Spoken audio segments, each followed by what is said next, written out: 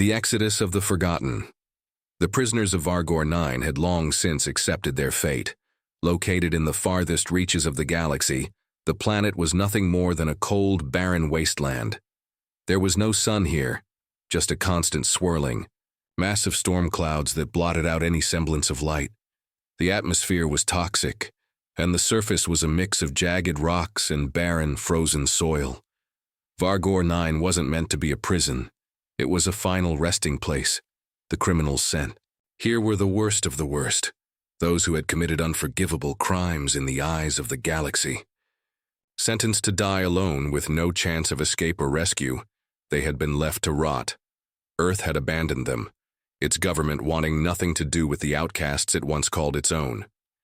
And yet these prisoners, these forgotten souls, had managed to carve out something remarkable. They had formed a society, brutal and harsh, but with its own rules, its own order. Among them was Anna Zara, a once prominent military strategist who had been framed for a treasonous act she never committed. Her time on Vargor 9 had hardened her, and she had come to understand that survival was a game of wits, not just strength. As the years passed, Zara built a coalition of prisoners, people who had once been nothing more than discarded pawns in the galaxy's power struggles. She had earned their loyalty, and together they ruled Vargor 9's desolate landscape. The prison was a fortress. Its security systems were outdated, but still effective. The guards were few and overconfident, assuming no one could ever escape. The prisoners, however, knew better. They had been planning for this day for decades. They had studied every inch of the facility, mapping out weak spots in its defenses and learning how to exploit them. Zara had always known that one day they would escape, but only if the stars aligned in their favor. Then, one day, the impossible happened. A transmission broke through the prison's antiquated communication system. The message was short and cryptic. "Your time has come. You have been chosen." It was a call to arms. It was an invitation to freedom. But Zara knew that whoever had sent the message had no idea what they were about to unleash. For the first time in years, the prisoners felt hope, a feeling they had long since buried. Zara's mind raced. Who was sending this message? Was it a trap? She gathered her inner circle, the ones she trusted most, and began to prepare for what would be the most dangerous decision of their lives. There was no turning back now. The galaxy, for better or worse, was about to remember the forgotten. The unlikely leaders, the prisoners of Vargor 9, were not a united group. They had been enemies at one point, killers, traitors, thieves, and war criminals, each with their own dark past. But over time, some had risen to power. Zara was not the only one who had forged alliances. Among the most dangerous of the prisoners was Ikar Kor, a former mercenary who had betrayed his employer for personal gain, and ended up on Vargor 9 as a result. His reputation for ruthlessness had earned him the respect of the prisoners, but Zara saw through the hardened exterior. Beneath the arrogance and brutality, Ikar was a man of principles. It was his sharp tactical mind that had helped her shape the plan for their escape. Then there was Tasha Rhine, a former intelligence officer whose ability to read people and situations was unmatched. She had been sent to the prison after being accused of espionage, but in truth she had been framed by a rival faction. Her mind was one of the sharpest among them, and her skills in infiltration would prove invaluable in the battles to come. Reyes, the assassin, was another key member. He had no interest in leadership or glory. His sole purpose was the thrill of the kill. But Zara knew that Reyes' cold, calculated demeanor would be exactly what they needed when the time came for ruthless action. Reyes' loyalty had been hard-won, but once it was secured, it was unbreakable. The escape plan was a gamble, but it was their only chance. Zara knew the galaxy was a vast and dangerous place, but if they succeeded, they could carve out a future for themselves. The key to survival, however, was unity. The prisoners needed to put aside their pasts and work together. It wasn't an easy task, but Zara had been training them for years. She had a plan, and it relied on each one of them playing their part. The night of their escape was chaos.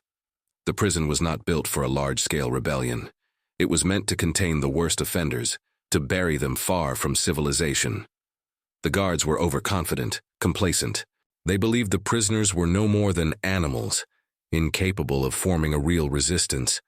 They were wrong. Zara led the charge, coordinating the attack with precision. Ikar, Kor, and Reyes took down the outer security posts while Tasha disabled the remaining communication systems. The prisoners, those who had once been shackled by the walls of their cages, were now unleashed. They fought with a ferocity that only years of suffering could create. It wasn't long before the prison. Alarms sounded, but by then it was too late. The escape had already been set in motion.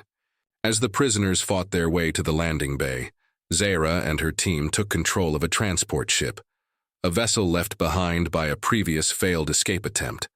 The ship was old and battered, but it was all they had. They had no idea where it would take them, but they knew they couldn't stay. The guards attempted to stop them, but they were no match for the prisoners' experience and sheer will. The final barrier fell, and the ship's engines roared to life. As the ship ascended into the stars, Zara allowed herself a moment of relief. They had made it. The galaxy was out there, waiting for them. They were no longer prisoners. They were free. The test.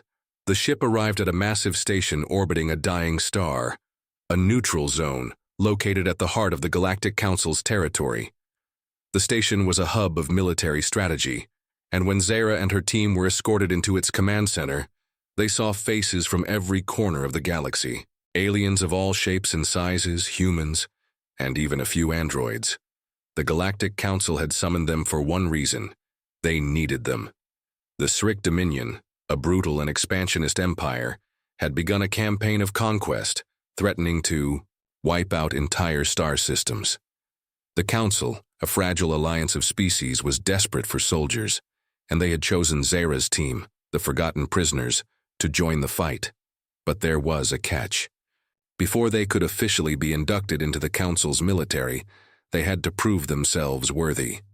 The prisoners were put through a grueling series of tests, combat simulations, intelligence evaluations, and survival challenges that pushed their bodies and minds to the limit. These were not the tests of a typical recruit.